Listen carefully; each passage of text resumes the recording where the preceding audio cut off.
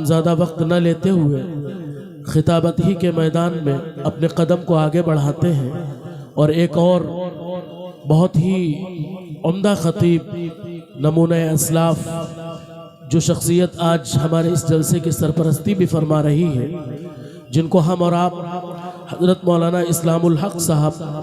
عرف اسجد میاں کے نام سے جانتے اور پہچانتے ہیں، محتمم مدرسہ عربیہ ادارہ محمودیہ کی ذات گرامی ہے، جناب مولانا اسلام الحق اسجد میاں صاحب سے ہم بصد ادب و احترام درخواست کریں گے کہ آپ تشریف لائیں اور اپنے نورانی و عرفانی بیان سے ہم تمام لوگوں کے قلوب کو منور و مجلہ فرمائیں۔ رضی اللہ تعالی عنہ عن رسول اللہ صلی اللہ علیہ وسلم توضأ یوما وكان أصحابه يتمسحون بوضوئه فقال رسول الله صلى الله عليه وسلم ما يحملكم على هذا قالوا حب الله ورسوله فقال رسول الله صلى الله عليه وسلم من سره أن يحب الله ورسوله أو يحبه الله ورسوله فليصدق حديثه إذا حدث وَلِيُؤَدِّ أَمَانَتَهُ إِذَا اؤْتُمِنَ وَلِيُحْسِنْ جَوَارَ مَنْ جَاوَرَهُ أو كما قال عليه الصلاة والسلام۔ آج کے اس عظیم الشان جلسے اصلاح معاشرہ و تعلیمی بیداری میں تشریف لانے والے، ہمارے اس اسٹیج پر تشریف فرما انتہائی موقر و معزز حضرات علماء کرام و حفاظ عظام و شعراء، ہمارے دینی اور ایمانی بھائیوں، پس پردہ ہماری مستورات، عزیز طلبہ، صحیح بات تو یہ ہے کہ تعلیمی بیداری اور قرآن کے تعلق سے مجھ سے قبل ہمارے ہی مدرسے ادارہ محمودیہ کے صدر المدرسین، استاذ العلماء، ایک بزرگ شخصیت نے انتہائی پرمغز، پر اثر اور نفع بخش بیان آپ کے سامنے کیا ہے۔ اب میں چونکہ حضرت کی ہی معیت میں حاضری ہوئی ہے، لہذا میں نے بھی ایک حدیث آپ کے سامنے پیش کی ہے۔ اس کی روشنی میں مختصر وقت میں اصلاح معاشرہ کے تعلق سے چند گزارشات رکھنا ہے۔ آپ سے درخواست ہے کہ آج مجھ حقیر ناچیز کے لیے بھی دعا فرمائیں کہ اللہ احقر کو حق بات کہنے کی اور ہم سب کو اس پر عمل کرنے کی توفیق مرحمت فرمائے۔ ہر انسان کے دل میں اللہ کی بھی محبت ہے اور اللہ کے پیارے نبی کی بھی محبت ہے۔ ایک چھوٹا سا بچہ بھی جب بچپن میں اس کے گھر والے دو نام سکھاتے ہیں، ایک اللہ اور اس کے رسول کے، فطری طور پر چھوٹے سا بچہ بھی اللہ کے نام سے واقف ہے اور حضور اقدس صلی اللہ علیہ وسلم کی ذات اقدس اور آپ کے نام مبارک سے واقف ہے۔ اس وقت معاشرے کا جو بگاڑ ہے، سماج میں اصلاح کی جو ضرورت ہے، ظاہر ہے مدرسہ حاضہ کے منتظمین، ناظم اور آپ کے اہل محلہ نے سماج اور معاشرے کے بگاڑ کو دیکھ کر ہی جلسے کا یہ عنوان رکھا ہے، تو ذہن میں معاشرے کی اصلاح رہے اور اس کے بعد مجھ حقیر کی بات آپ سماعت فرمائیں۔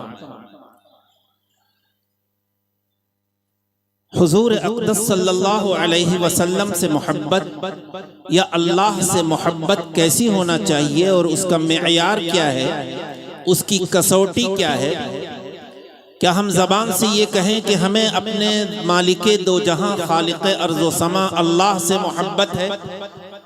اگر دنیا میں حضور صلی اللہ علیہ وسلم کے خلاف کوئی نازیبہ بات کہی جائے، نبی کے خلاف کوئی نفرت انگیز بیان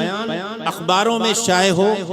یا ہمارے برادران وطن کوئی بات پیارے نبی صلی اللہ علیہ وسلم کے خلاف کہے اور ہم کو اس کا علم ہو جائے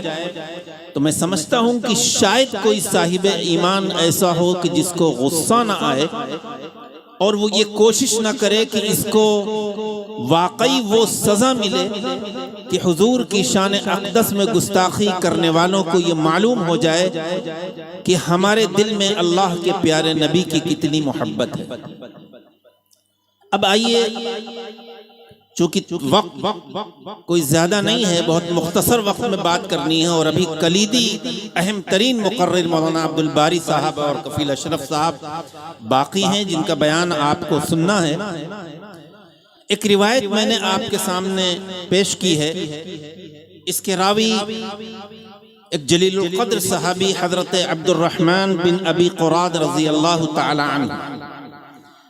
صحابہ کو حضور سے کس درجہ محبت تھی، اسی کا ایک ادنا سا، ایک چھوٹا سا واقعہ اس حدیث میں ذکر ہے۔ میں چاہوں گا کہ آپ پوری توجہ اگر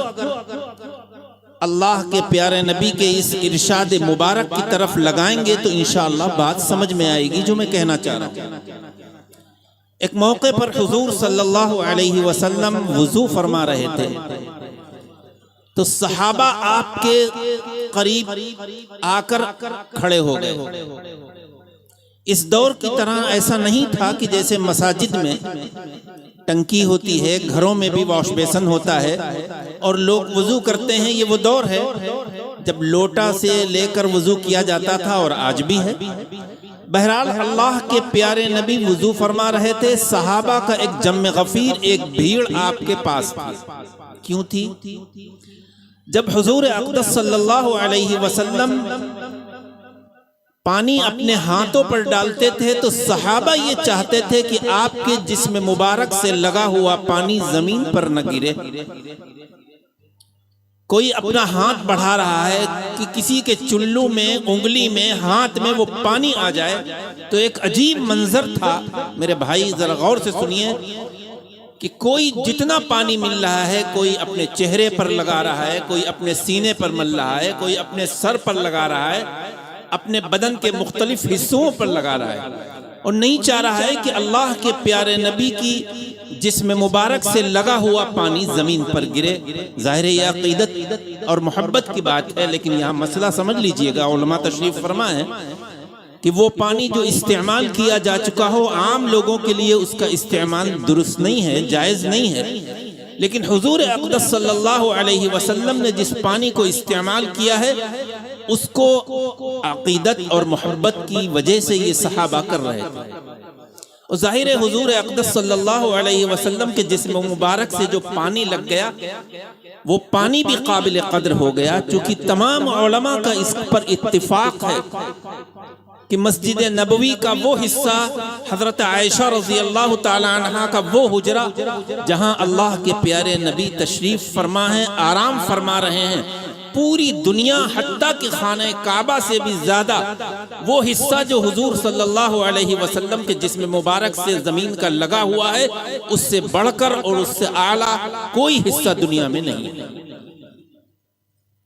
اب آپ آئیے، لیکن جب اللہ کے پیارے نبی نے یہ منظر دیکھا تو یہ پوچھا ما یحملکم علی ھذا، آخر آپ لوگ یہ عمل کیوں کر رہے ہیں؟ کیا چیز آپ کو آمادہ کر رہی ہے؟ بھئی پانی ہے، ہاتھ گندے ہیں، پیر گندا ہے، اس کا پانی زمین پر گرے گا اور آپ لوگ اپنے ہاتھوں کو لے کر مل رہے ہیں۔ جواب کیا دیا؟ صحابہ نے جواب دیا، اللہ کی محبت اور اللہ کے پیارے رسول کی محبت نے ہم کو اس پر مجبور کیا ہے کہ آپ کے جسم مبارک سے لگا ہوا پانی میں زمین پر نہ گرنے دوں۔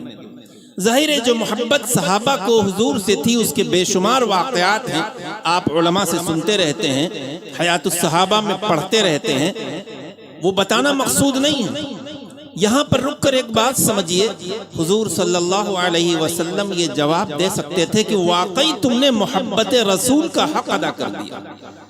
آج میں سمجھ گیا کہ تم کو ہم سے بھی محبت ہے اور اپنے پالنہار خالق دو جہاں اس اللہ سے بھی محبت ہے، لیکن آپ نے یہ بات نہیں فرمائی۔ آپ نے یہ آج کل ہم میں سے کوئی ہوتا تو واقعی سمجھتا کہ واقعی اس کو ہم سے محبت ہے، تبھی تو ہمارا جھوٹا پانی، ہمارا بچا ہوا پانی یہ پی رہا ہے۔ حضور صلی اللہ علیہ وسلم نے کیا بات ارشاد فرمائی ہے؟ وہ کون سے 3 عمل ہیں کہ اگر ہم اس کو کر لیں تو ہم صحیح معنی میں معاشرے کو سدھارنے کا ذریعہ بھی بن جائیں گے اور اللہ اور اس کے رسول سے محبت کرنے والے سمجھے جائیں گے۔ اور یاد رکھیے کہ جو اللہ اور اس کے رسول سے محبت کرتا ہے حقیقت میں اللہ بھی اس سے راضی ہے، اور پیارے نبی بھی میدان حشر میں اس کی شفاعت فرمائیں گے۔ آپ نے کیا فرمایا؟ بالترتیب سن لیجیے۔ آپ نے فرمایا کہ جو شخص اس بات سے خوش ہو، ہماری مائیں بہنیں بھی اس بات کو سنیں،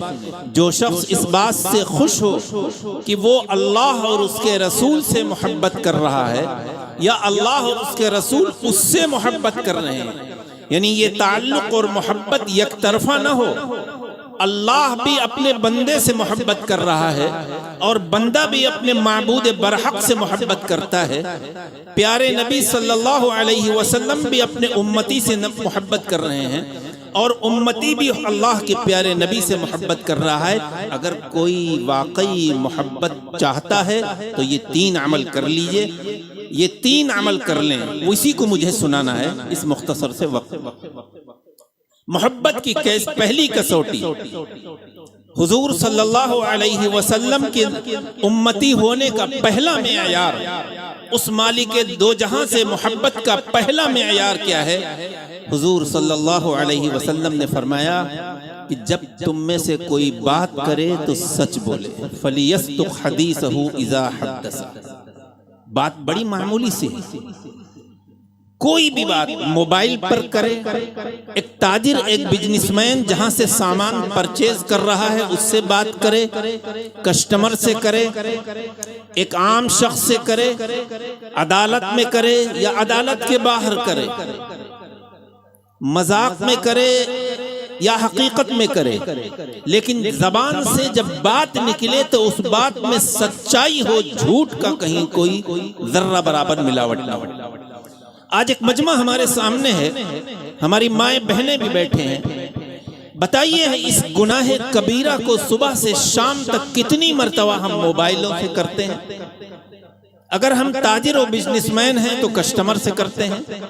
اگر ہم نے کسی سے پیدا لیا ہے پیسہ اور نہیں واپس کر رہے ہیں تو وعدہ خلافی کرتے ہیں، ظاہر ہے کس بیانی ہے۔ اور یاد رکھیے کہ یہ جھوٹ بولنا گناہ صغیرہ نہیں ہے، گناہ کبیرہ ہے، اور گناہ کبیرہ کے لیے توبہ شرط ہے، گناہ صغیرہ تو بہت سی نیکیوں سے معاف ہو جایا کرتے ہیں۔ ہم میں سے کتنے ایسے لوگ ہوں جو ندامت اور کے آنسو بہا کر، رو کر، گر گڑا کر جھوٹ سے انہوں نے پکی سچی توبہ کی۔ تو میں یہ کہنا چاہتا ہوں کہ یہاں کا یہ مجمع اپنے دل و دماغ میں یہ بات بٹھال کر لے جائے کہ چاہے ہمارا کتنا بھی نقصان ہو، ہم انشاءاللہ جھوٹ نہیں بولیں گے، نہ خود جھوٹ بولیں گے، نہ بچوں کو جھوٹ کا عادی بنائیں گے۔ کوئی آ گیا پیسہ لینے والا، آپ نے بچے سے کہہ دیا کہ کہہ دو وہ ہے نہیں، بچہ تو نہ سمجھ ہے، وہ کہہ دے گا کہ میرے باپ کہہ رہے ہیں کہ میں ہوں نہیں۔ موبائلوں پر جھوٹ، کسی طرح کا کوئی جھوٹ نہیں بولیں گے تو انشاءاللہ یہ پہلی کسوٹی ہے اللہ کے پیارے نبی اور اللہ سے محبت کی۔ دوسری بات آپ نے کیا فرمائی؟ اور یہ جھوٹ کیسا گناہ ہے؟ مجھے ایک حدیث یاد آ گئی، ایک موقع پر اللہ کے پیارے نبی نے فرمایا الا اخبرکم باکبر الکبائر قالوا بلی یا رسول اللہ، قال رسول اللہ صلی اللہ علیہ وسلم الشرک باللہ وعقوق الوالدین۔ محدثین لکھتے ہیں کہ یہاں پر آپ ٹیک نہیں لگائے تھے، ٹیک لگائے تھے، پھر آپ نے ٹیک ہٹا کر فرمایا، یہ جو انسانی فطرت ہے کہ کوئی اہم بات کرنا ہوتی تو بیٹھتا ہے تو کھڑا ہو جاتا ہے، ٹیک ہٹا کر آپ نے ایک بار نہیں 3 بار فرمایا کہ جھوٹ بولنا، جھوٹ بولنا، جھوٹ بولنا یا جھوٹی گواہی دینا۔ صحابہ فرماتے ہیں کہ آپ کو تعب اور تھکاوٹ ہو رہی ہے، یعنی جھوٹ کی اتنی اہمیت۔ اور قرآن بھی کیا کہتا ہے کہ اپنے آپ کو فاجتنبوا الرجس من الاوثان واجتنبوا قول الزور، بتوں کی گندگی سے، یعنی یہ ماتھا اللہ کے علاوہ کسی کے سامنے جھکے اس سے اور جھوٹ سے اپنے آپ کو بچاؤ۔ اور یاد رکھیے قرآن کا اسلوب اور طریقہ یہ ہے کہ جن دو گناہوں کا ایک جگہ تذکرہ فرماتا ہے اللہ کا کلام، تو یہ بتانا چاہتا ہے اللہ کہ جس طرح اللہ اس بات سے ناراض ہوتا ہے کہ یہ ماتھا اللہ کے علاوہ کسی اور کے سامنے جھکے، اسی طرح اللہ جھوٹ سے ناراض ہوتا ہے۔ اسی لیے تو یہ بات ایک ہی جگہ فرمائی۔ بہرحال دوسری بات فرمائی کہ جب تمہارے پاس کوئی امانت رکھی جائے تو امانت میں خیانت نہ کرو۔ یہ موضوع تو بہت وسیع ہے، میں سمیٹنے کی کوشش کروں گا۔ امانت ایک تو یہ ہے جس کو ہم سمجھتے ہیں کسی نے ہمارے پاس کچھ رقم رکھوا دی، کوئی قیمتی زیور رکھوا دیا کہ ہم جا رہے ہیں سفر میں، آپ یہ رکھ لیجئے، ہم لوٹ کے آئیں گے تو لے لیں گے، ہمارا مکان میں تالا لگے گا کہیں چوری ہو جائے۔ ہم نے وہ رقم بعینہ یا اس مقدار کی رقم واپس کر دی، یا وہ زیور واپس کر دیا، یا کسی نے اپنی بائک یا 4 ویلر 2 ویلر کچھ بھی رکھوا دی کہ بھائی یہ رکھیے، آپ کو استعمال کی بھی اجازت ہے لیکن جب ہم آئیں گے تو لے لیں گے۔ لیکن نہیں، یہ بھی امانت ہے۔ اصل امانت ہماری اولاد ہے جو اللہ نے ہم کو بیٹا اور بیٹی کی شکل میں دی ہے۔ اولاد اللہ کی بہت بڑی نعمت ہے۔ ان حضرات سے پوچھئے جو صاحب اولاد نہیں ہے، اولاد نعمت ہے تو اولاد کی امانت کیا ہے، اولاد کے ساتھ امانت داری کیا ہے؟ تو سن لیجئے، اولاد کے ساتھ امانت داری یہ ہے کہ بچپن سے ہی آپ اس کو دینی تعلیم میں لگائیں اور اس کی دینی تربیت کریں۔ ہر ماں باپ کو فکر ہوتی ہے جب بچہ دنیا میں آتا ہے کہ اگر یہ بیمار ہے تو اچھے ڈاکٹر کو دکھانے جائے گی، ماں بھی اور باپ بھی۔ اگر بہت زیادہ مریض ہے تو آپ تو بزنس مین ہیں، آپ کا اپنے فیکٹری میں دکان پہ دل نہیں لگے گا کہ میرا لخت جگر، میرا نور نظر، میری امانت گھر پہ بیمار ہے۔ مائیں رات بھر جاگ کر گزار دیتی ہیں، بچے کی تڑپ اور بیماری ان ماؤں سے دیکھی نہیں جاتی، کیونکہ اللہ نے ہر ماں باپ کے دل میں اس کے اولاد کی محبت ڈالی ہے۔ اور جو ہی بچہ بڑا ہوتا ہے اس کو گرمی سے بچانے اور سردی سے بچانے کی بھی فکر ہمیں اور آپ کو ہوتی ہے۔ پھر جب وہ پڑھنے کے لائق ہوتا ہے تو ہمیں اس کے فیوچر اور مستقبل کی فکر ہوتی ہے کہ اس کا ہم کہاں ایڈمیشن لیں۔ اب یہاں پر آئیے، کیونکہ تعلیمی بیداری موضوع ہے۔ آپ جب بچہ دنیا میں آیا تھا تو ایک پیارے نبی کی پیاری سنت آپ نے زندہ کی تھی کہ داہنے کان میں اذان دی تھی اور بائیں کان میں تکبیر کہی تھی۔ ہر شخص کرتا ہوگا، ہر جگہ ہے، ہاسپٹل میں بچہ ہو وہاں بھی۔ اب اگر کوئی آپ سے پوچھے تو یہ بات سمجھ میں آتی ہے کہ وہ بچہ جو عربی بھی نہیں جانتا، نہ سن سکتا ہے، نہ دیکھ سکتا ہے، اس کے داہنے کان میں اذان اور بائیں کان میں تکبیر کا فائدہ کیا ہے؟ لیکن یاد رکھیے، پیارے نبی کی کوئی سنت اور کوئی طریقہ فائدوں سے خالی نہیں ہوا کرتا۔ یہ الگ بات ہے کہ ہمارے اور آپ کے سمجھ میں نہ آئے۔ جب آپ نے اپنے بیٹے کے اور بیٹی کے کان میں اللہ اکبر کسی حافظ یا عالم سے کہلوایا، اللہ اکبر اذان کے الفاظ ہیں، تو گویا کہ آپ اللہ کے سامنے یہ وعدہ کر رہے ہیں کہ اے اللہ تو نے یہ ہمیں اولاد عطا فرمائی ہے، جب یہ بولنے کے قابل ہوگی، باشعور ہوگی، سمجھ ہوگی، تو ہم اس کو وہ تعلیم دیں گے جس سے اے اللہ تیری عظمت اس کے دل میں بیٹھے۔ اللہ اکبر۔ اور جب آپ نے اشہدو ان لا الہ الا اللہ اشہدو ان محمد رسول اللہ کہا تو گویا کہ آپ کہہ رہے ہیں کہ اے اللہ میں گواہی دیتا ہوں کہ اللہ کے علاوہ کوئی معبود نہیں، محمد صلی اللہ علیہ وسلم اللہ کے رسول ہیں، کہ ہم اس کو وہ تعلیم دیں گے اور ایسی تربیت کریں گے کہ محمد صلی اللہ علیہ وسلم کی تعلیمات پر یہ بچہ عمل کرے۔ حیا علی الصلاح، نماز کی طرف آؤ، حیا علی الفلاح، آخرت کی کامیابی کی طرف آؤ۔ یہ میں نے ٹرانسلیشن اور ترجمہ کیا۔ وہ گویا کہ آپ کہہ رہے ہیں کہ ہم اپنے، میری مائیں کہہ رہی ہیں، باپ کہہ رہا ہے کہ ہم اپنے بچوں کی وہ تربیت کریں گے کہ میرا بچہ نماز سے غافل نہیں ہو۔ جب یہ آواز سنے گا تو چاہے یہ کتنا بھی بزی ہو، کتنا بھی مشغول ہو، یہ سب کچھ چھوڑ کر اللہ کے گھر کی طرف دوڑے گا۔ اور ہم اس کی ایسی تربیت کریں گے کہ آخرت کی فکر اس کے اندر دنیا سے کہیں زیادہ فکر آخرت کرے گا۔ لیکن انتہائی افسوس کے ساتھ کہنا پڑتا ہے کہ جب ہمارا بچہ تھوڑا بڑا ہوتا ہے تو ہم لکھنؤ تو بڑا شہر ہے، ایک سے ایک کانوینٹ اسکول ہیں، اگر اللہ نے ہمیں مال و دولت سے نوازا ہوتا ہے اور بچہ بھی انتہائی ذہین و فطین ہے تو اللہ معاف فرمائے اور مجھے کہنے دیجئے کہ میں اپنے بچوں کو کسی کانوینٹ اسکول، کسی انگلش میڈیم اسکول یا کسی پلے اسکول میں بھیجنا اپنے لیے بڑا فخر سمجھتا ہوں۔ کوئی حرج نہیں، علماء منع نہیں کرتے، آپ بچوں کو انگلش سکھائیے، انجینئر بنائیے، ڈاکٹر بنائیے، MBA کرے، MCA کرے، BOMS کرے، لا کرے، کچھ بھی کرے، لیکن خدا کے لیے پہلے بچے کو اللہ کے کلام کو سکھانے کے لیے کسی مدرسے میں ضرور بھیجیے، چاہے اللہ نے آپ کو کتنا نوازا ہو۔ اور مدرسہ 7 سے گرمیوں میں ہوتا ہے، 10 سے ہوتا ہے، تو 10 سے پہلے کا ٹائم یا عصر تا مغرب یا مغرب سے عشاء کا ٹائم، ان بچوں کو اگر آپ نے قرآن نہیں پڑھایا، آپ اگر سروے کریں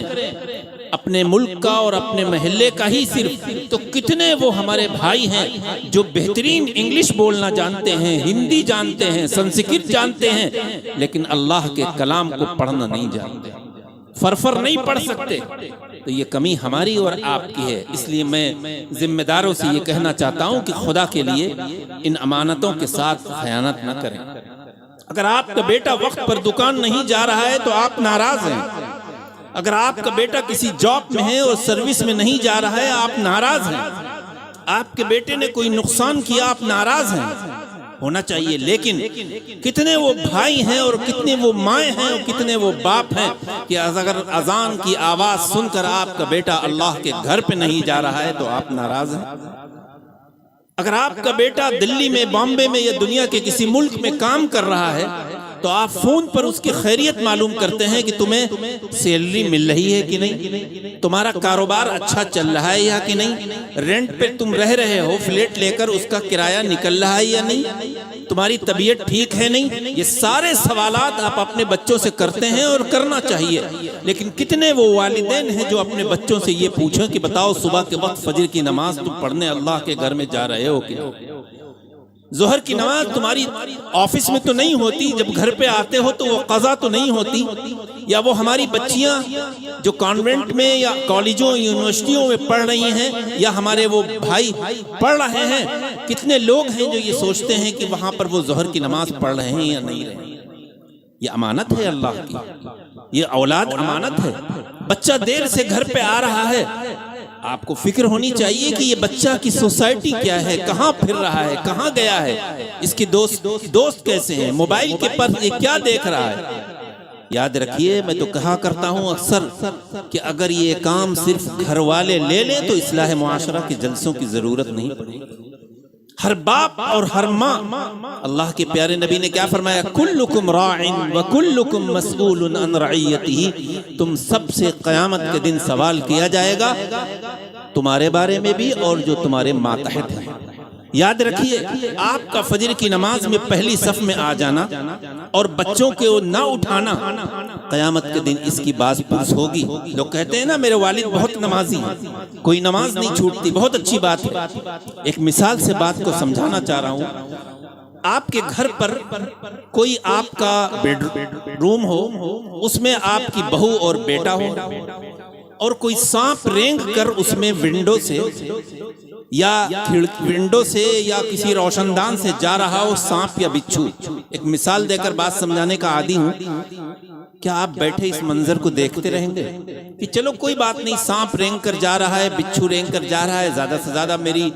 بہو کو یا میرے بیٹے کو کاٹ لے گا؟ نہیں، آپ کو فکر ہوگی، چونکہ آپ کو اپنے بیٹے سے بھی محبت ہے، بہو سے بھی محبت ہے۔ مائیں بھی میری اس بات کو سنیں،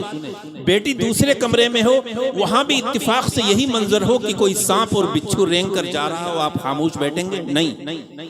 آپ دروازہ کھلوائیں گے، نہیں کھلا تو توڑ دیں گے کہ آپ کو یہ اندیشہ ہے کہ یہی بچھو اور سانپ اگر میرے بیٹے یا میری بہو یا میری لڑکی کو ڈس لے گا تو اس کا نقصان ہوگا۔ آپ بتائیے، اپنے گریبان میں منہ ڈال کر دیکھیے، اپنا سروے اور اپنا خود جائزہ اور محاسبہ لیجئے کہ دوزخ کے سانپ بچھوؤں سے اور قبر کے سانپ بچھوؤں سے ہم اپنی اولاد کو کتنا بچا رہے ہیں۔ دیکھیے، ہدایت صرف اللہ کے ہاتھ میں ہے، لیکن کوشش کرنا ہر ماں باپ کی ذمہ داری ہے۔ اولاد کے لیے دعا بھی کریے اور کوشش بھی کریے، دونوں کام نہ صرف دعا سے کام آئے گا، بلکہ میں تو یہ کہا کرتا ہوں ماں باپ کی دعا اپنے اولاد کے حق میں جتنی پر اثر ہوتی ہے، کسی بڑے سے بڑے ولی اللہ اور بزرگ کی دعا میں وہ اثر نہیں ہوتا۔ ماں باپ کے دل سے دعائیں نکلتی ہیں، بزرگوں سے دعاؤں کے لیے درخواست کرنی پڑتی ہے۔ اس لیے یہ امانت ہے، یہ آنکھ بھی امانت ہے، یہ کان بھی امانت ہے۔ ہمارا نوجوان ان آنکھ سے موبائل پر کیا دیکھ رہا ہے، یہ امانت کے ساتھ خیانت ہے۔ ان کانوں سے ایئر فون لگا کر سردیوں میں کیا سن رہا ہے، ہم سے زیادہ آپ جانتے ہیں۔ یہ ہاتھ بھی امانت ہے، یہ زبان بھی امانت ہے، سب کچھ امانت ہے۔ اس کا اگر ہم صحیح استعمال کریں گے، ان آنکھوں سے اللہ کے کلام کو دیکھیں گے، اس زبان سے اللہ کے کلام کو پڑھیں گے، ان کانوں سے اللہ کے کلام کو سنیں گے، تقریریں سنیں گے، تو واقعی ہم ان اعضاء کا حق ادا کر رہے ہیں۔ ان ہاتھوں سے ہم رشوت نہیں لیں گے، ہم لوگوں کی مدد کریں گے، مدرسوں کی مدد کریں گے، غربا کی مدد کریں گے، ان پیروں سے چل کر ہم مسجد جائیں گے۔ ورنہ یاد رکھیے میدان حشر میں یہ تمام چیزوں کو اللہ قوت گویائی عطا فرمائے گا، یہ بولیں گے۔ آج تو صرف زبان بول رہی ہے، اور میں نہیں کہہ رہا ہوں، قرآن کہہ رہا ہے اليوم نختم على افواههم وتكلمنا ايديهم وتشهد ارجلهم بما كانوا يكسبون۔ آج ہم ان کی زبانوں پر، منہوں پر تالا لگا، یہ زبان ہماری اور آپ کی بند ہو جائے گی۔ ہمارے ہاتھ گفتگو کریں گے، ہمارے پیر گواہی دیں گے، ایک ایک اعضا گواہی دے گا اگر ان ہاتھوں سے ہم نے رشوت لی ہوگی، ان ہاتھوں سے غلط گواہی لکھی ہوگی، ان ہاتھوں سے اپنی بیوی پر ظلم کیا ہوگا، ان ہاتھوں سے ہم نے کوئی دغابازی کی ہوگی، اور یہ پیر چل کر گناہ کی طرف گئے ہوں گے، تو کیا حال ہوگا میرے بھائی؟ زندگی چند دن کی ہے، اس لیے ان تمام امانتوں کا ہم خیال رکھیں۔ اور آخری بات، اللہ کے پیارے نبی نے فرمایا، اللہ کے پیارے نبی سے محبت اور حضور سے محبت یہ ہے کہ جو تمہارا پڑوسی ہے، پڑوسی گھر کا ہو، محلے کا ہو، صاحب ایمان ہو، رشتہ دار ہو، غیر مسلم ہو، پڑوسی اپنے پڑوسی کا خیال رکھو۔ اللہ نے اگر تمہیں نوازا ہے تو پڑوسی کی مدد کرو اگر وہ ضرورت مند ہے۔ قرض کی ضرورت ہے تو قرض لو، مدد کی ضرورت ہے تو مدد کرو۔ کوئی ایسا کام نہ کرو، چھت کی کوئی کوڑا اس کے گھر پہ نہ پھینکو،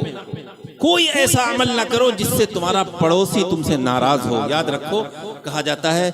اطلب الجار قبل الدار، مکان لینے سے پہلے پڑوسی دیکھتے ہیں لوگ۔ اگر پڑوسی اچھا ہے تو یاد رکھو ایک اچھی اور پرسکون زندگی گزرتی ہے، پڑوسی کوئی بھی ہو۔ یہ تین باتیں اگر ہم اپنی زندگی میں لائیں گے، اور میں ان بچوں سے بھی کہتا ہوں آخری بات کہ تم اپنے باپ کی اولاد ہو، خدا کے لیے ماں باپ کی قدر کرو۔ یاد رکھو یہ بوڑھا سایہ جس دن اٹھ جائے گا اس دن قدر ہوگی، اس دن انسان کو یاد ہوگا کہ میری وہ ماں جو میرا انتظار کرتی تھی، میری وہ ماں جو مجھ کو غلط کاموں پہ روکتی تھی، میرا وہ باپ جو مجھ کو غلط چیزوں سے روکتا تھا، آج وہ دنیا میں نہیں رہا۔ تو خدا کے لیے اے اولاد والوں اور اے بچوں اور بچیوں، میں بچیوں سے بھی کہنا چاہتا ہوں، آپ سے بھی، اور وہ بھی جو خود صاحب اولاد ہیں، کہ باپ باپ ہے، ماں ماں ہے۔ آپ اگر گریجویٹ ہیں، تعلیم یافتہ ہیں، اور ماں جاہل ہے، باپ جاہل ہے، لیکن باپ کا مقام اور مرتبہ اتنا ہے کہ حضور صلی اللہ علیہ وسلم نے فرمایا کہ اگر اللہ کو راضی کرنا ہے تو اپنے ماں باپ کو راضی کرنا ہے۔ اور ایک آخری بات کہہ کے بات ختم کروں، میرا وقت بھی ختم ہوا چاہتا ہے کہ آج معاشرے میں اولاد کی امانت ایک یہ بھی ہے کہ ہم اپنی اولاد کی میں وراثت میں لڑکوں کے ساتھ لڑکیوں کو بھی حصہ دیں، چاہے ہم کتنا بھی جہیز ان کو لاکھوں کا دے چکے ہوں، لیکن وہ بچیاں جو چلی گئیں اور داماد آپ کا کتنا بھی زیادہ اچھا ہو، کتنا بھی صاحب حیثیت ہو، لیکن اگر بٹوارا ہو رہا ہے گھر کا، بٹوارا ہو رہا ہے آپ کی پراپرٹی کا، آپ کے بینک بیلنس کا، تو آپ کے بچوں کے ساتھ آپ کی بیٹیاں بھی موجود ہیں۔ وہ بیٹیاں حقدار ہیں، ہم یہ یہاں سے طے کر کے اٹھیں کہ یہ بھی آپ کی امانت ہے۔ وہ بیٹیاں آج دوسرے گھر میں چلی گئیں لیکن ان کا حق ختم نہیں ہوا۔ آئیے ہم عہد کریں کہ جو امانتیں اللہ نے اولاد کی شکل میں ہمیں دے رکھی ہیں ہم ان کی قدر بھی کریں گے۔ اکرموا اولادکم، قدر بھی کریں گے، ان کے لیے دعائیں بھی کریں گے اور ان کی دینی تربیت بھی کریں گے، اور ان کی ہر غلط کام کو ہم ٹوکیں گے۔ حلال و حرام آمدنی میں اگر وہ ملوث ہیں تو اس کو ٹوکیں گے، یہ ہر ماں باپ کا کام ہے۔ اور آخر میں پھر کہ یہ مدرسہ سیدنا حمزہ رضی اللہ تعالی عنہ ہم اپنے بچوں کو بھیجیں گے اور اس کے بعد دنیا میں کہیں جائیں۔ اللہ تبارک و تعالی ان معروضات پر اس حقیر کو بھی اور آپ سب کو عمل کرنے کی توفیق مرحمت فرمائے۔ وآخر الدعوانا ان الحمد للہ رب العالمین۔ جزاکم